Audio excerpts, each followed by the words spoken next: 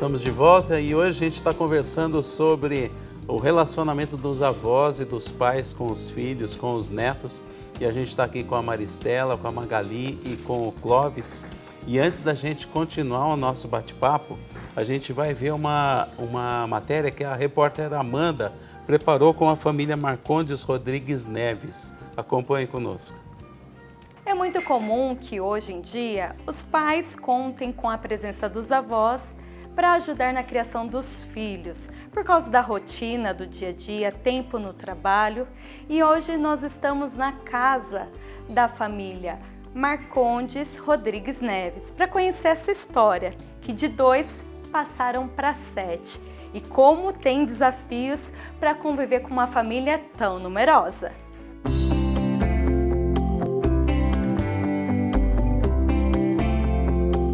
Casar, construir uma família, educar os filhos. Esse desafio acontece diariamente nos lares.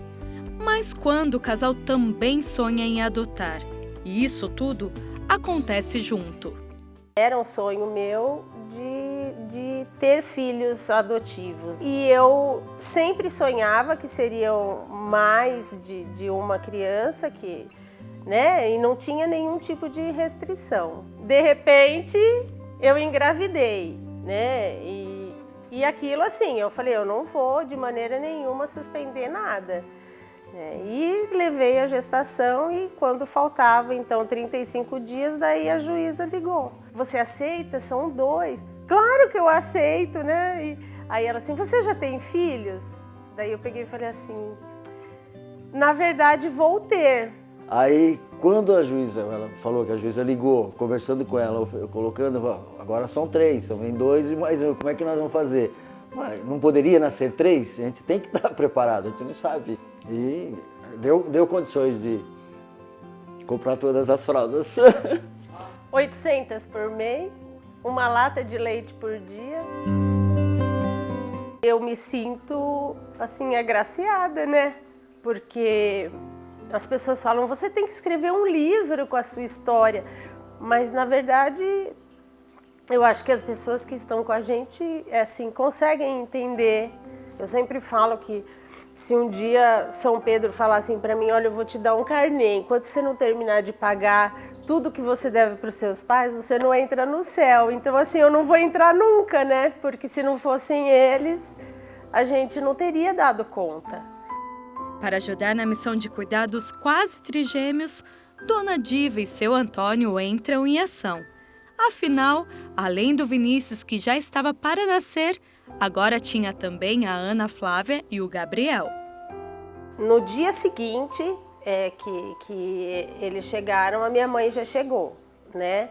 E aí no final de semana veio meu pai, aí veio o restante da família e tal. E aí meu pai ainda ia e voltava para dar conta das coisas dele e minha mãe foi ficando, né? E aí chegou assim, sei lá, 1 mês e pouco a gente falou, olha, alguma coisa a gente vai ter que fazer, né? Porque não tem como nem eles ficarem indo e vindo e nem eu ficar sem, né? E ele viajando. Olha, eu sei que para mim foi estafante no começo, sim. Eu fiquei um palito de tanta correria, porque tinha as mamadeiras, tinha as roupinhas para lavar, ela toma conta que ela também não passou muito bem depois do parto, ficou indo um tempinho meio complicado, tinha o almoço dele, tinha o almoço de todo mundo, então isso foi muito desgastante, mas com o passar do tempo a gente vai se adaptando. Muita gente falou assim, mas você deixou tudo aqui e foi embora? Eu falei, se a mãe não faz para a filha, quem que vai fazer? Posso dizer até que, na verdade, eles foram bem mais pai e mãe do que avós mesmo, tudo porque teve problema de saúde. Durante esse período não foi tudo certo, né? A Ana também, ela ficou doente, teve problema de câncer em tireoide, né? Então tudo isso aí, operação, então você tem que afastar das crianças. Apesar das dificuldades, dos problemas que surgem no caminho, que tem, não foi mar de rosas para nenhum de nós estar junto e criar os 3. Mas eu acho que me sinto avô. De vez em quando eu bato o pé e...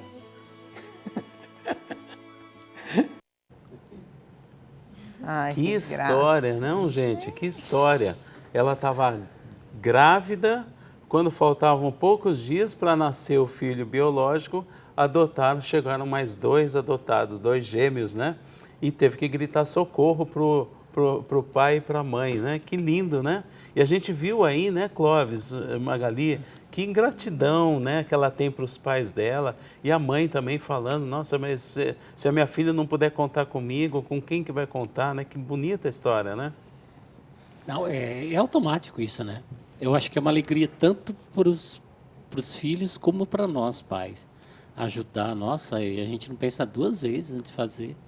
E quando você olha aquelas coisinhas lindas assim, você fala, não tem barreira para isso. É muito bom. Aí você vê que tudo valeu a pena, né? Todo o esforço. Ainda eles são pequenos, né? Porque nós temos os 2 pequenos que têm 2 anos. O Pietro e tem a Rafaela, que são os menorzinhos. Então, eles são pequenininhos, mas até aqui valeu tudo a pena. Ah, isso que é uma delícia. Eu adoro quando a minha filha liga e fala, ai mãe, você pode me socorrer? Estou precisando, precisava pegar as crianças na escola. Eu falo, ai, que triste, eu vou ter que buscar as crianças na escola. Né? Então, porque é muito amor envolvido, né? Então, a gente vai com a maior alegria, né? A Maristela não tem neto ainda, né? Mas não, você mas vai eu tenho ver 2 filhos. Eu tenho o Gabriel são de pequenos. 19 e a Giovana de 15. Mas você vai ver a hora que você for avó. Isso que eu estou te falando. Você não sabe a delícia que é isso, né? Mas eu vou aproveitar essa palhinha para dizer assim, que os meus pais, eles mimam bastante, viu? Lá em casa tem os meus 2 e eu tenho a minha afilhada Ana Cecília.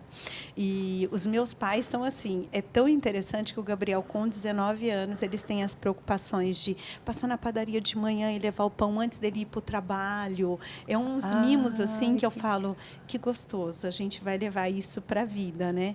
Então, quando foi tirar a carta de motorista, o avô sempre presente, mas a gente ter essa ideia de que, apesar deles terem esse carinho, o doce que mais gosta, e no supermercado lembrar, esse gosta disso, aquele gosta daquilo. Apesar de todo esse amor, essa dedicação, a gente entender que, assim, os limites dos pais e das mães também estão dentro das renúncias. Por exemplo, logo que eu tive o meu filho, ele teve um problema de saúde e aí, assim, a minha mãe podia cuidar dele. Tanto que a gente já tinha determinado, né? Passou a licença maternidade, ela iria cuidar dele. Mas, por conta desse problema de saúde, eu e meu marido chegamos à conclusão do quê? A minha mãe não sabia dirigir. E, às vezes, ele ficava com crises, como crise de asma, que perdia o ar, e aquela preocupação, quem é que vai cuidar? Então, que os pais também têm que entender que, assim, que em determinados momentos da vida da gente, a renúncia é sua. Ele está precisando de uma atenção agora, seja por motivo da escola. Não é assim, no meu caso, como o Gabriel era muito pequeno, eu tive que realmente sair do trabalho e cuidar dele. Mas, às vezes, é renunciar assim, eu trabalho o dia todo. Se ele realmente precisa, para não sobrecarregar os avós, para entender que essa ajuda, esse apoio dos avós são fundamentais, mas que não delegue a obrigação a eles. Naquele momento, naquela hora, olha, ele vai precisar de um apoio ou de uma psicopedagoga, ou agora ele está precisando porque está com problema de saúde. Se você tiver essa disponibilidade, se afaste, renuncie. É muito importante para o laço familiar. E a gente viu, Maristela, aí, você está falando de renúncia também, né? Mas a gente viu no vídeo a dona Diva, a avó, né? E chegaram num acordo ali, desse vai e volta, vai e volta. Ela percebeu, a Ana percebeu que a mãe não podia ficar indo e voltando, e nem ela podia ficar sem a mãe. Chegaram num acordo. Isso. É importante essa conversa, né? Esse diálogo com a dona Diva, o seu Vicente e toda a família Rodrigues Neves, Marcondes. Não, foi maravilhoso porque, assim, eles abraçaram a mesma causa. Nós vamos acolher essas crianças, porque não era só acolher o neto, era acolher essas crianças e cuidar da filha. Como que eu posso fazer melhor? Estando junto. E, indiretamente, foi o que o casal fez, porque, né, indiretamente, assim, como que eu vou ajudar o meu neto? Eu vou ajudar o neto e os 2 continuam lá. Não. eu vou ajudar a família, porque a gente faz, né, a nossa instituição família, a célula mãe da sociedade, que a gente preza por ela, a gente quer ver os filhos bem, a gente quer contribuir com isso, né? Então, assim como a gente se espelha na família, né, de Jesus, Maria e de José, a gente se espelha nisso. Eu quero fazer o melhor, eu quero que eles tenham esse núcleo familiar formado. Porque a melhor herança que a gente vai deixar para eles é a família, né? É isso. E a história da família Marcondes Rodrigues Neves não acabou ainda, não. Vamos acompanhar a segunda parte. Pais, filhos, avós, 4 adultos para cuidar de 3 crianças. Mas as tarefas de casa, tudo isso, precisava de uma estratégia. A casa ficou cheia. O trabalho triplicou. Antes um casal, agora 7 pessoas. Os desafios, esses também mudaram conforme as crianças foram crescendo. Na primeira vez que nós fomos ao pediatra com eles, o pediatra disse assim para mim, quantas vezes o Gabriel evacuou por dia? Eu, oi? Não sei, né? Quantas vezes o Vinícius volta o leite? Não sei. Aí eu falei assim, bom, doutor, então eu vou fazer assim, eu vou fazer uma agenda e quando eu vier para consulta eu trago a agenda. Você imagina saber para que eu vou dar essa mamadeira? Quem que tomou essa mamadeira? Esse remédio? Então você tinha que ter a coisa bem organizada, né? Então, para não ter problema. Não são parecidos assim, mas é sempre uma pessoa fazendo uma coisa e o outro complementando. Então, para evitar exatamente esses atrapalhos, tudo teve a organização. E hoje você percebe que isso nos permite a vida ainda funcionar melhor, né? É muita gente, é muita coisa acontecendo ao mesmo tempo dentro da casa, né?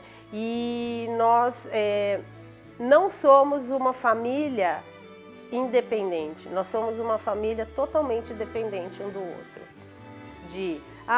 Eu tenho algo para fazer, as pessoas da família sabem que eu tenho algo para fazer. Eu vou vestir essa roupa, o que você está achando? Então, assim, nós somos assim. E eu acho que isso tudo vem dessa maneira como a gente levou esses anos. Se ela não pegasse os dois, ela ia se sentir como se tivesse abortado.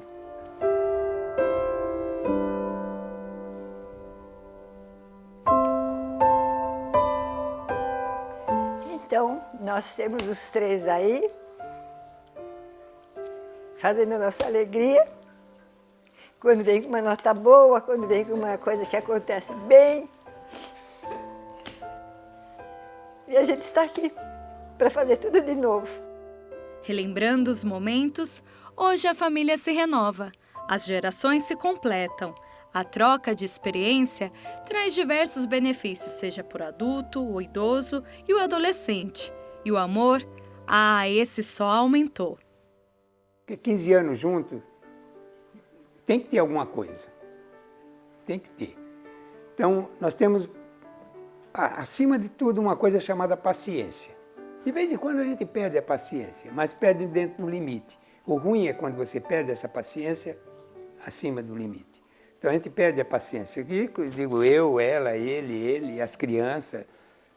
Perde. É normal e natural. Se não perder também, tem alguma coisa errada. Ele disse assim, olha, eu vou liberar vocês quando eles fizerem 15 anos. Daí imagina que eu vou ficar com vocês até 15 anos, a gente vai viver a nossa vida e tal, né? E tá aqui 15 anos. Você já tá liberado ainda. Agora que não tá liberado. Então, assim, não é fácil, é um desafio muito grande, né? Primeiro porque hoje, falando na educação de hoje, você tem 2 pontas, né, da geração, dos pais e dos adolescentes. Eu acho que assim, o maior sofrimento do sogro e da sogra é aguentar o genro, né? Com toda essa idade, assim, a disposição para se fazer as coisas, eles cuidam mais da gente do que a gente cuida deles, né? É gozado que muitas vezes eles vêm com umas palavras que eu falo, o que é isso? Ô, vó! Com o Vinícius, a paciência. Ô, menino! E muitas vezes eu falo, meu Deus do céu, como ele é paciente, ele é sossegado. Agora o Gabriel eu aprendi assim, ele é elétrico, é completamente diferente. Então isso me ajuda, sei lá, a viver, a sentir a vida. Agora a menininha aí, ela muitas vezes, ela sai do caminhinho, mas a avó chama ela. Mas eu aprendo com ela porque ela é muito doce. Ela me ensina, eu ensino ela ri às vezes das coisas que eu falo, mas minha avó traz muito ensinamento de vida, então uma coisa que também posso levar para minha vida. Eu vejo eles como um apoio, alguém que eu possa apoiar, que tenho certeza que eles também vão me apoiar em alguma coisa que eu faça. Eu vejo eles uma pessoa que muito fortes, realmente desde pequena, e é uma coisa que eu quero levar para a vida.